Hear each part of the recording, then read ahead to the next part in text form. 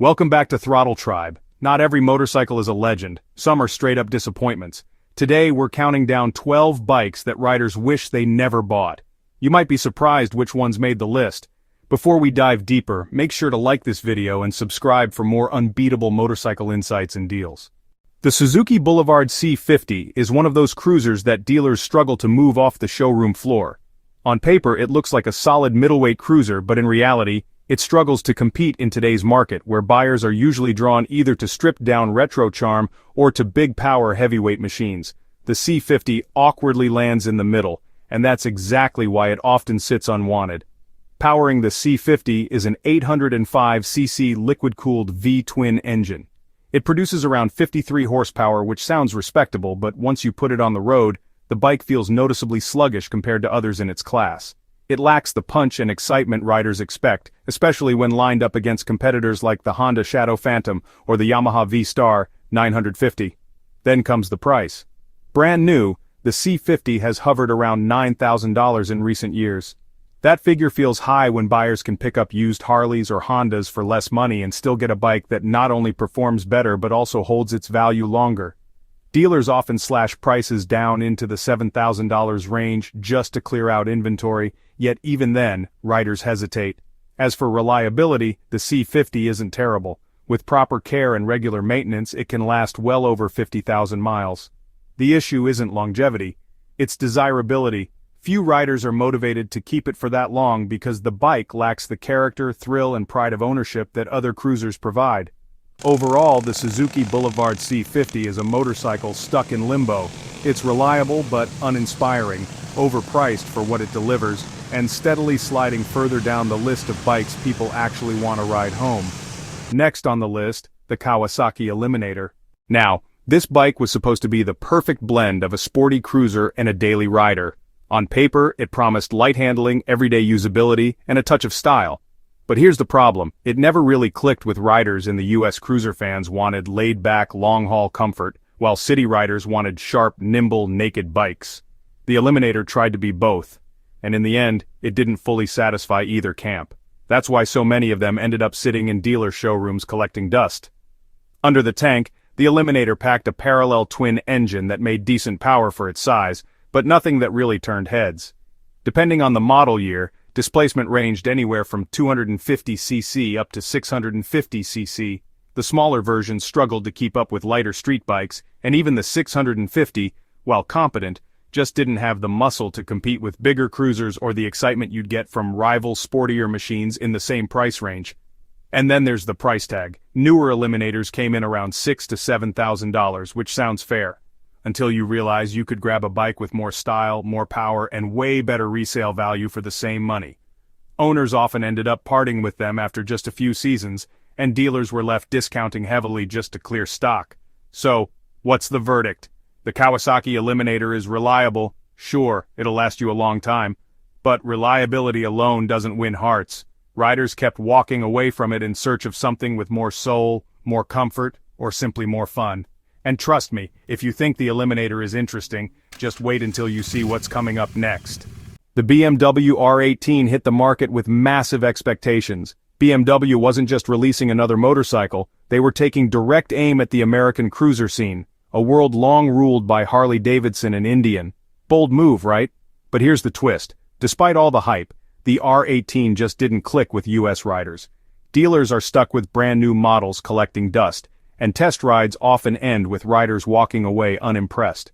At the heart of this beast is BMW's largest boxer engine ever built, a massive 1,802cc air-cooled twin. On paper it sounds incredible, 91 horsepower and 116 lb-ft of torque. But in practice, the power delivery feels more like a heavy shove than an exciting surge, and heavy is the key word here. The R18 tips the scales at nearly 870 pounds, which means at low speeds or in tight parking lots, it feels less like a cruiser and more like wrestling gym equipment on two wheels. At low speeds or in tight parking lots, it feels less like a cruiser and more like wrestling gym equipment on two wheels. Then comes the price tag. The base model started around $17,000, but once you add the chrome, the bags, and all those must-have BMW options, you're quickly pushing past $20,000. At that price, buyers expect two things: strong resale value or a loyal cult following. The R18 has neither. To be fair, BMW Boxer engines are known to last, easily racking up 70,000 miles or more if maintained. Durability isn't the problem. The issue is that most owners simply don't stick with the R18 long enough to find out. In the end, the BMW R18 feels like a great idea executed poorly. It looks the part, it's engineered with precision, but it lacks the soul and effortless ride that cruiser fans expect. And if you think this one is disappointing, just wait. The next bike on our list is even more surprising. Triumph Trident 660 was designed as an entry-level middleweight naked bike, offering riders a chance to join the Triumph family at a more affordable price point. With modern styling, quality components, and Triumph's reputation behind it, the Trident promised to compete directly with popular middleweight machines from Japanese brands. At its heart is a 660cc inline triple engine producing around 80 horsepower. The triple layout gives it a unique character, smoother than a parallel twin but punchier than a four-cylinder in this class. On paper, it strikes a nice balance between everyday usability and spirited performance.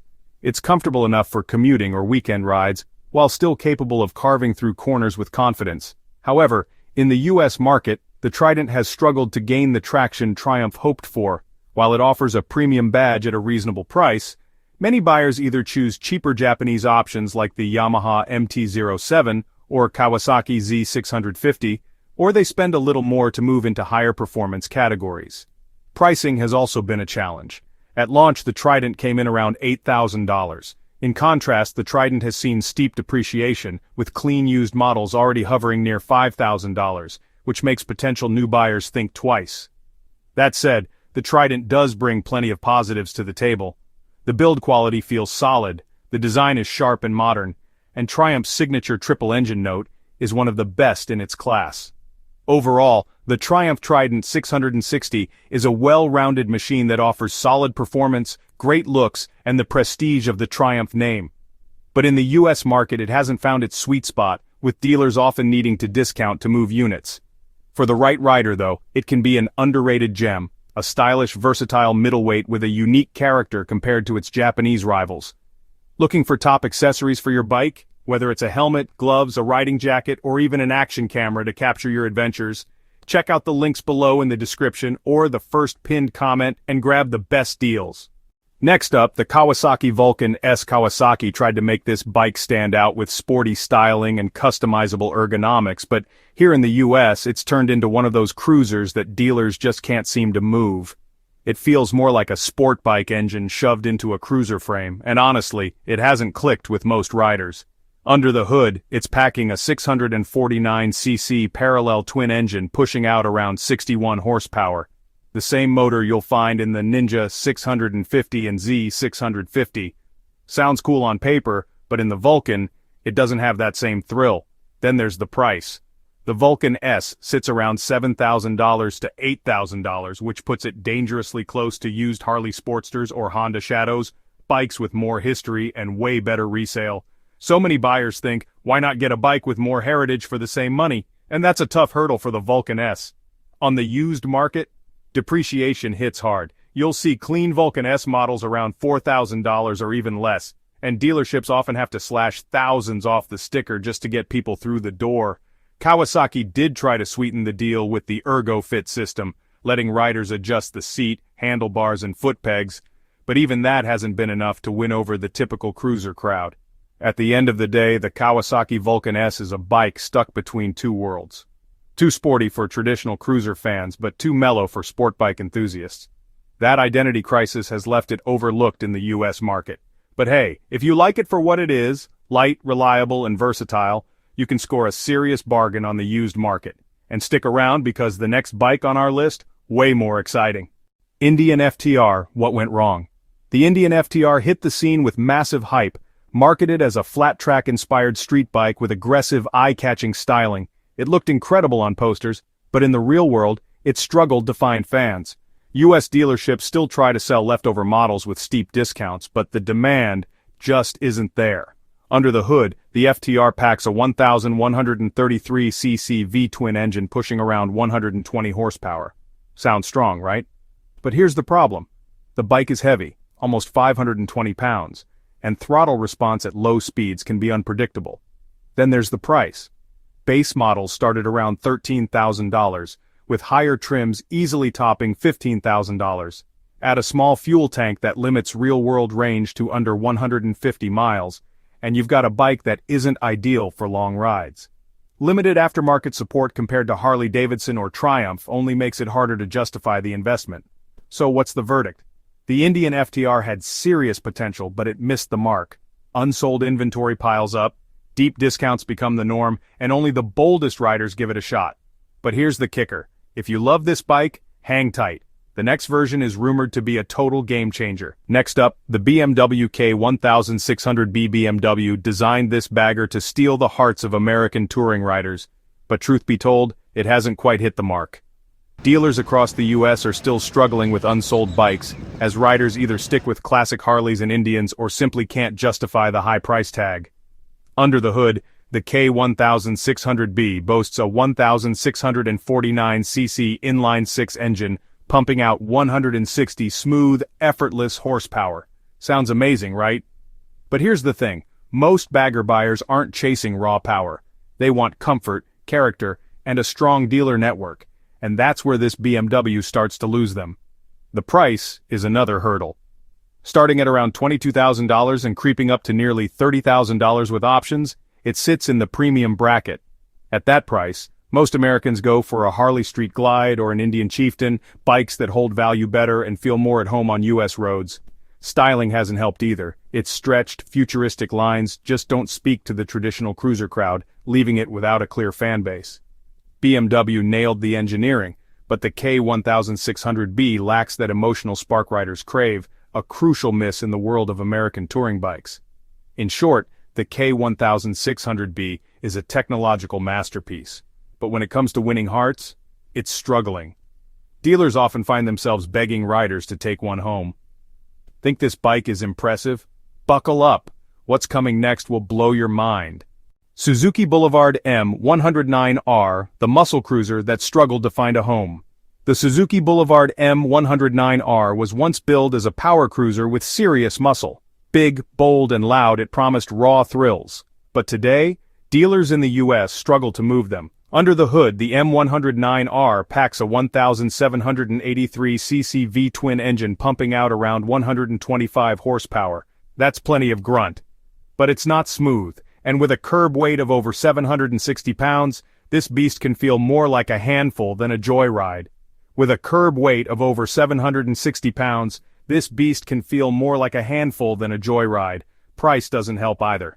At around $15,000 new, the M109R was up against Harleys, bikes with stronger brand appeal and much higher resale. Once it hits the used market, depreciation hits hard. You can snag a clean example for $7,000, but even then, they sit unsold because the audience is tiny. Styling? Once futuristic, now it feels dated. That massive rear tire, oversized tank, and flashy bodywork scream mid-2000s power cruiser, not modern muscle.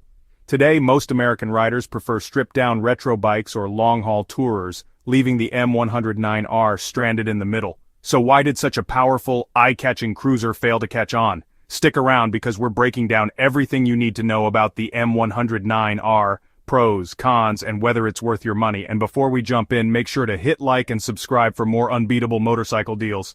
Number 4, Indian Chief. The Indian Chief is one of those bikes that, on paper, should have been a major competitor in the American cruiser market. In reality, however, it hasn't quite lived up to expectations, and dealers often find themselves cutting prices just to move them out of the showroom. Despite its storied heritage and iconic nameplate, the Chief has struggled to carve out a strong identity among today's riders. It's powered by a 1,890cc Thunderstroke V-twin engine, producing around 76 horsepower and 120 lb-ft of torque. While those numbers sound respectable, the Chief's weight, tipping the scales at over 760 lbs, can make it feel cumbersome, particularly for riders who want a cruiser that's easy to handle in daily traffic. Pricing starts in the $14,000 range, with higher trims climbing well past $17,000. At these figures, many buyers naturally compare it to Harley-Davidson alternatives. Harleys often offer stronger resale value, a more established community, and a proven track record of long-term satisfaction. Styling is another divisive point. The Chief combines modern minimalism with subtle nods to classic cruiser design, yet it doesn't quite capture the timeless appeal that Harley-Davidson consistently delivers. Overall, the Indian Chief has the specs, the history, and the potential to matter, but in today's US market, it's become a cruiser that fewer riders actively pursue. If you're a fan of this bike though, stick around. The next model might just be even more exciting. Triumph Rocket 3. Triumph Rocket 3. The Triumph Rocket 3 is a motorcycle built around extremes, boasting the largest production engine of any motorcycle in the world. Yet despite these staggering numbers, it has become a model that US dealers struggled to move without heavy discounts. Its three-cylinder engine displaces a mind-blowing 2,458 cc, producing around 165 horsepower and an eye-watering 163 lb-ft of torque. But the Rocket 3 also weighs in at over 760 pounds, making it intimidating to both handle and own. Pricing puts it in a challenging spot as well, with a starting price near $23,000 and climbing well over $25,000 for certain trims. The Rocket 3 is an expensive gamble. Styling is another point of contention. Its oversized proportions, chunky tires, and futuristic cruiser aesthetic don't quite fit neatly into either the American cruiser scene or the sport touring segment. Overall, the Triumph Rocket 3 is a technical marvel that commands attention, but struggles to convert that attention into actual sales, leaving it feeling more like a showroom centerpiece than a bike people genuinely want to take home. If this bike caught your eye, you won't believe what's next on the list. Indian Scout Bobber. Indian Scout Bobber. The Indian Scout Bobber was marketed as the stripped-down, edgy version of the Scout, designed to grab the attention of younger riders. But here's the kicker. In the US, it hasn't exactly taken off. Dealers across the country are sitting on stock they can't move without heavy discounts, and even then, buyers often hesitate. Under the hood, it packs a 1,133 cc liquid-cooled V-twin engine, cranking out about 100 horsepower. Sounds impressive on paper, but in reality, it feels a bit mismatched with the bike's cruiser build. The Scout Bobber is low, compact, and sporty, yet the engine's aggressive power doesn't quite gel with its awkward riding ergonomics. For quick, short rides, it's fun, but once you hit the hour mark in the saddle, the aggressive stance starts to wear you down. And let's be honest, that's exactly what many cruiser riders are trying to avoid: discomfort on longer trips. Then there's the price. Brand new, the Scout Bobber sits around $13,000, putting it head-to-head with Harley-Davidson's Sportster lineup. On the used market, Scout Bobbers can drop to about $8,000. Even at that price, they can sit for weeks waiting for a serious buyer, showing just how soft the demand really is. At the end of the day, the Indian Scout Bobber is a bike that promises a lot, but struggles to deliver what cruiser enthusiasts really want: comfort, balance, and resale confidence. If you thought that was interesting, wait until you see what's coming next on our list. You're not going to believe it. Number 1. Harley-Davidson Nightster. The Harley-Davidson Nightster was supposed to be Harley's bold step into the future, a modern bike aimed at younger riders, but in the US that gamble hasn't exactly paid off. Dealers are stuck with unsold bikes collecting dust, often forced to offer steep discounts or financing deals just to get them off the showroom floor. Under the skin, the Nightster packs Harley's Revolution Max 975cc liquid-cooled V-twin engine, producing around 90 horsepower. Sounds good on paper, right? But in reality, the power delivery doesn't hit the sweet spot. Traditional Harley fans say it feels too refined, missing that iconic rumble that defines the brand. Meanwhile, riders coming from Japanese or European bikes often feel the performance doesn't justify the price. This middle-of-the-road identity has made it hard for the Nightster to find its tribe. And speaking of price, at around $13,000, it competes not just with Harley's own used iron models, but also with Japanese cruisers that cost thousands less.